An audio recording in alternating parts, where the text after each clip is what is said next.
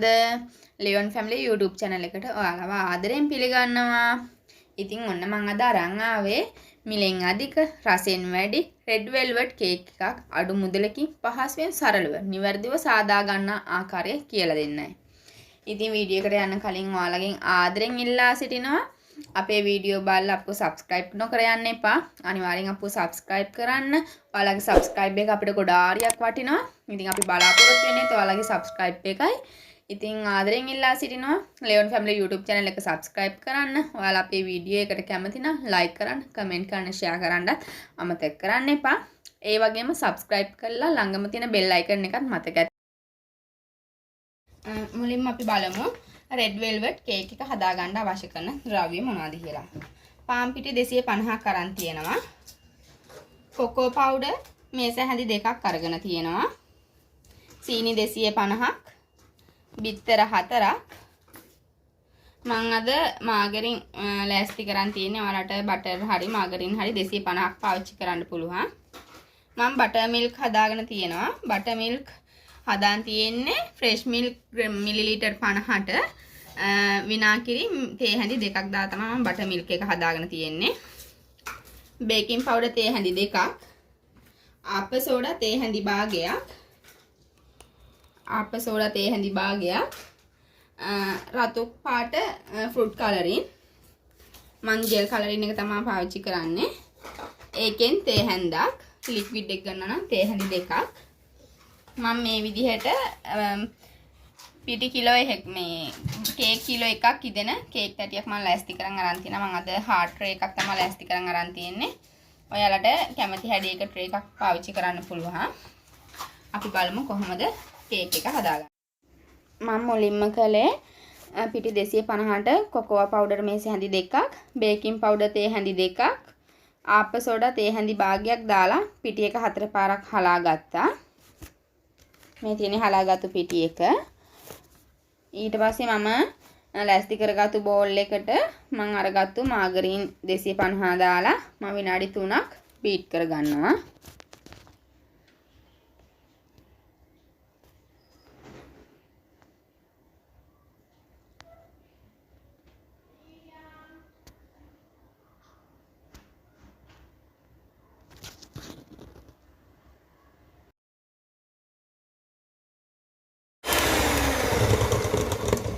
මම මේ විදිහට බටර් එක විනාඩි 3ක් විතර බීට් කරගත්තා. මම දැන් මේකට සීනි ටික එක් කරලා විනාඩි 10ක් නැවතත් බීට් කරගන්නවා.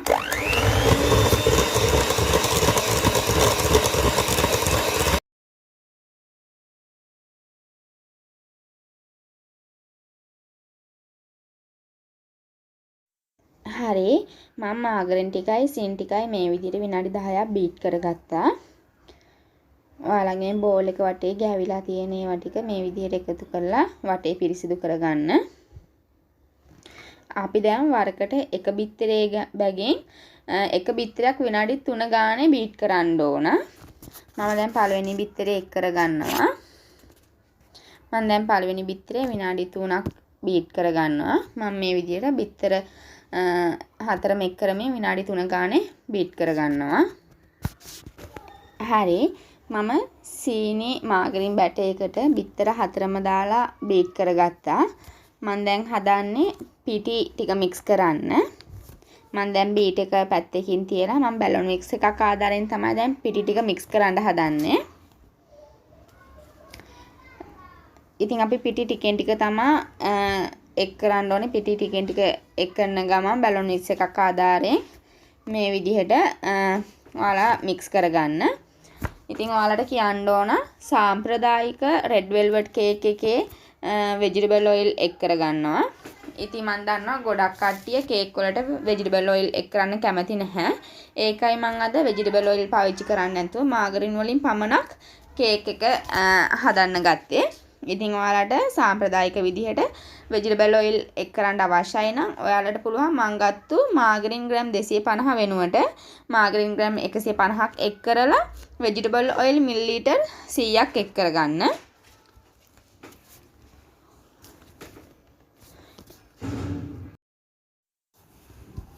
මේ ආකාරයට පිටි ටිකෙන් ටික එක් කරමින් මික්ස් කරගන්න.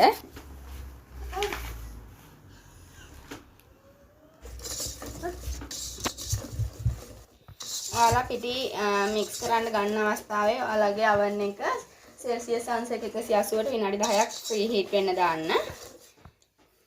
දැන් අපි පිටි ටිකක් දාලා මික්ස් කරලා ඊට පස්සේ අපි හදාගත්තු බටර් මිල්ක් එකෙන් කොටසක් දානවා. දාලා මික්ස් කරන්න. නැවත පිටි කොටසක් එක් කරලා මික්ස් කරගන්න.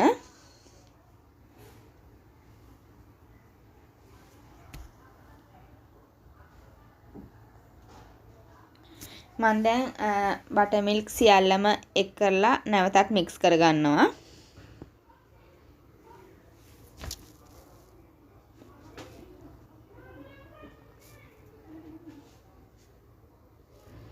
දැන් ඉතිරිලා තියෙන පිටි සියල්ලම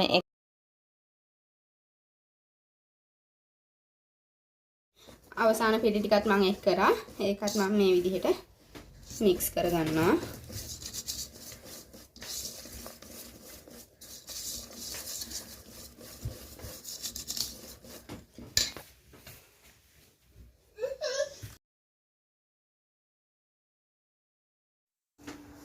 දැන් අවසානයේට අපි රෙඩ් කලර් එක එක් කරගන්නවා. ඔයාලා එකපාරටම රෙඩ් කලර් එක ඔක්කොම එක් කරන්න එපා. ඔයාලට අවශ්‍ය කරන ලස්සන කලර් එක එනවද කියලා ඔයාලා ටිකෙන් ටික එක් කරමින් බලන්න. මම කලර් ටිකක් එක් කරා. මම දැන් මේක මික්ස් කරනවා.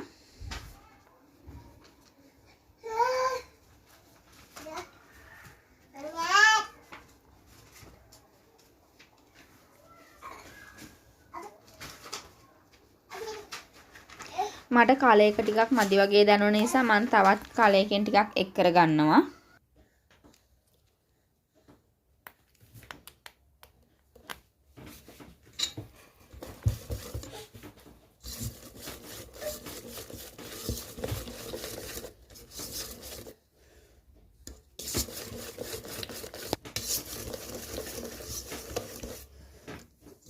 මේ කලයක ලස්සනයි. මම ගන්නෙ මේ කලයකට.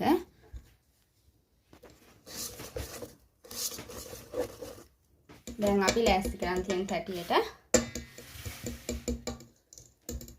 බැටර් එක එක් කරගමු. අපි මේ විදිහට ලෑස්ති කරගත්තු කේක් තැටියට අපි සාදාගත්තු කේක් බැටර් එක මේ විදිහට එක් කරගන්න ඕන.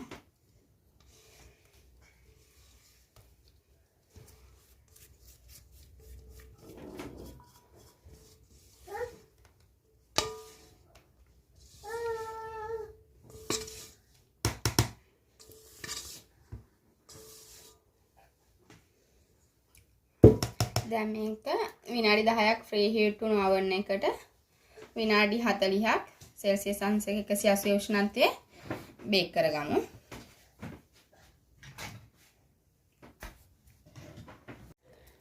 හරි මම කේක් එක බේක් කරගෙන අරන් තියනවා. දැන් කේක් එක හොඳටම නිමිලා තියෙන්නේ. මම නිමෙන්න තියලා කේක් එක මේ විදිහට දෙකට වෙන් කරගෙන තියෙන්නේ.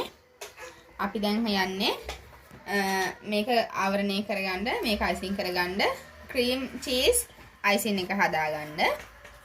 මම ගෙදරදීම හදාගත්තු ක්‍රීම් චීස් තමයි මේ අරන් තියෙන්නේ. ගෙදරදීම හදාගත්තු ක්‍රීම් චීස් ග්‍රෑම් 150ක් අරන් තියෙනවා.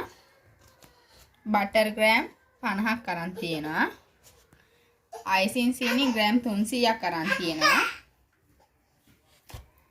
ඩෙකරේෂන් එක සඳහා මම වෙල්වට් කේක් එකක්ම කප් කේක් කීපයක් දාගෙන මම මේ විදිහට කුඩු කරගෙන අරන් තියෙනවා.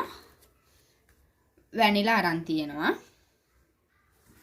අපි බලමු කොහොමද දැන් ක්‍රීම් චීස් අයිසින් එක හදාගන්නේ කියලා. ඉස්සෙල්ලාම මම ගෙදරදීම හදාගත්තු ක්‍රීම් චීස් එක අපි භාජනයකට දාගන්නවා. ක්‍රීම් චීස් එක කඩෙන් ගන්න තියෙනවා. ඔයාලට කඩෙන් ගන්න අපහසු නම් මිල අධිකයි ක්‍රීම් චීස් එක. මම වෙනත් වීඩියෝ එකකින් ක්‍රීම් චීස් එක හදාගන්නේ කොහොමද කියලා මම පෙන්නන්නම්. මම ඉස්සෙල්ලාම ක්‍රීම් චීස් එක මේ විදිහට භාජනෙට එක් කරගත්තා. මම දැන් මේක හොඳින් බීට් කරගන්නවා.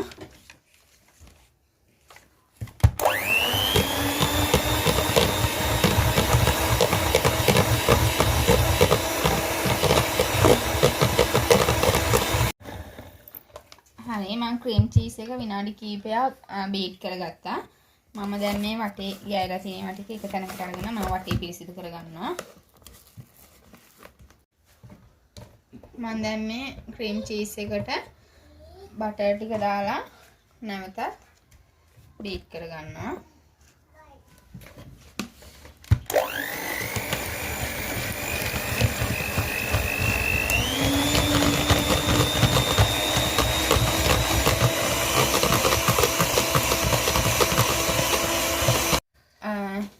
මම චීසුයි ක්‍රීම් චීස් එකයි බටරුයි දාලා බීට් කරගත්තා. මම දැන් මේකට අයිසින් සීන් ටික එක් කරන්න යන්නේ. ඔයාලට මේ වෙලාවේදී පුළුවන් වැනිලා ටික එක් කරගන්න. මගේ තියෙන වැනිලා පවුඩර් එක. මම වැනිලා පවුඩර් එක මේකට මික්ස් කරගන්නවා. ඔයාලා ගාව ලික්විඩ් වැනිලා එක තියෙනවා නම් ඔයාලට පුළුවන් මේ වෙලාවේ එක් කරගන්න. වැනිලා ටික එක් කරා.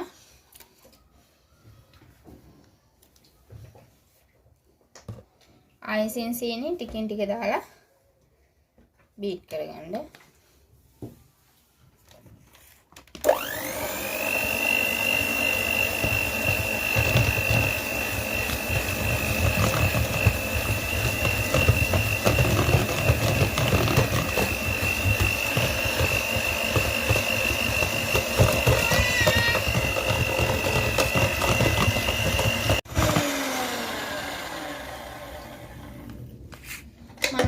සීනි ග්‍රෑම් 300 මේක කරලා බීට් කරගත්තා. මම දැන් චීස් ක්‍රීම් අයිසින් එක හදාගෙන ඉවරයි. දැන් අපි හදාගත්තු කේක් එක මම ඔයාලට පෙන්නලා තියෙනවා මගේ අනිත් කේක් වීඩියෝ වල ඔයාලට කේක් ටික වෙන් කරගන්න විදිහ. මේ විදිහට වෙන් කරගන්න විදිය ඔයාලා මේ වීඩියෝ එක බලලා ඔයාලා කේක් එක වෙන් කරගන්න.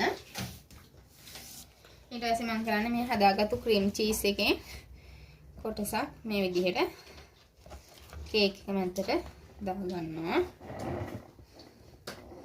දාගෙන මේ විදිහට මුළු කේක් එකම ආවරණය වෙන විදිහට හොඳින් ගා ගන්නවා.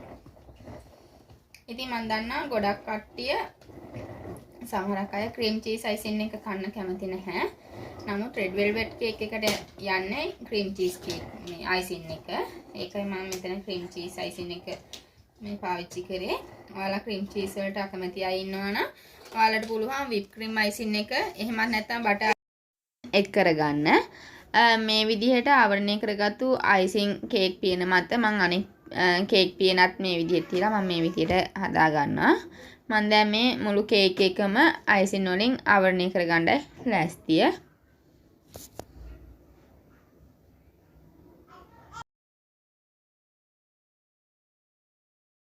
මේ විදිහට මුළු කේක් එකම අයිසින් වලින් ආවරණය කරගන්න. කේක් එකට හොඳින් මේ විදිහට අයිසින් ටික ගා ගන්න ඕන.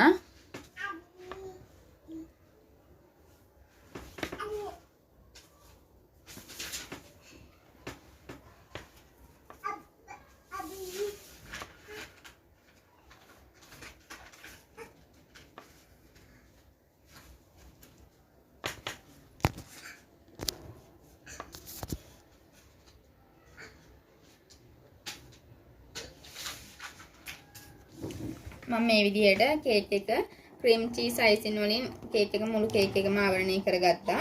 ඉතින් ඔයාලා ක්‍රීම් චීස් වලට අයිසින් එකට ආස නැත්නම් ඔයාලට පුළුවන් බටර් අයිසින් හරි විප් ක්‍රීම් අයිසින් එක හරි යූස් කරන්න. ඉතින් මම ඉදිරියේදී විප් ක්‍රීම් අයිසින් එක ඔයාලට කියලා දෙන්නම්. බටර් අයිසින් එක නිවැරදිව හදාගන්නේ කොහොමද කියලා මගේ අනිත් කේක් එකේ තියෙනවා. මම ඒකේ ලින්ක් එක මේක ඩිස්ක්‍රිප්ෂන් බොක්ස් එකේ දාන්නම්.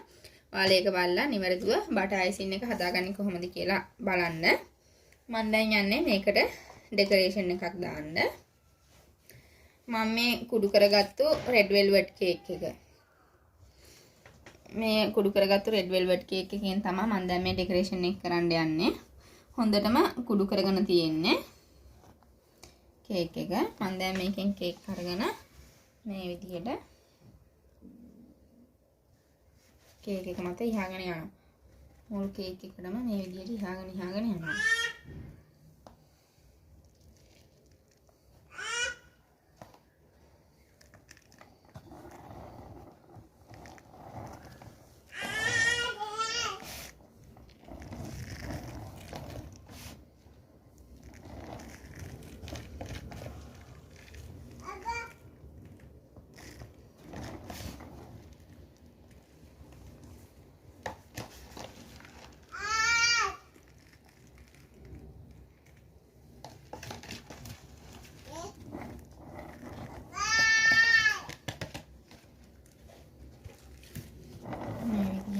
සම්පූර්ණම කේක් එකට එහා ගත්තා. ඊට පස්සේ මේකට අල්ලලා තියෙන කේක් ටික හිටින්න වටේ වගේ මේ විදිහට වටේ කවර් කරගන්න. මේ විදිහට. ඊට පස්සේ අපිට පුළුවන් මේකේ වැඩි කේක් ටික කුඩු ටික අහක් කරගන්න. ඉතින් මේ තමයි මම හදලා අවසන් කරගත්තු කේක් එක. බලන්න හරිම ලස්සනට තියෙනවා. කේක් එකක් මත වෙල්වෙට් රෙද්දක් එලා ගත්තා වගේ තමයි කේක් එක ඔයාලට දැන් දක්නට ලැබෙන්නේ. හරිම ලස්සනයි. අපි කේක් කෑල්ලක් කපලා බලමු කොහොමද ඇතුළේ තියෙන්නේ කියලා.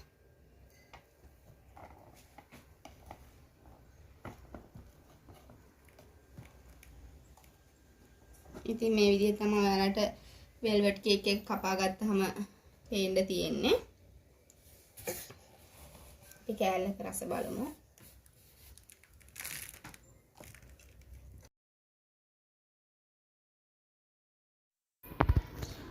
ඇත්තටම හරිම රසවත් කේක් එකක් තමයි රෙඩ් වෙල්වෙට් කේක් එක කියන්නේ. ඉතින් ඔයාලත් හදලා බලන්න. හදලා බලලා රස පහලින් කමෙන්ට් කරන්න. ඉතින් නැවතත් මේ වගේ ලස්සන වීඩියෝ එකකින් හමු වෙන තුරු ඔයාලට සුබ දවසක්.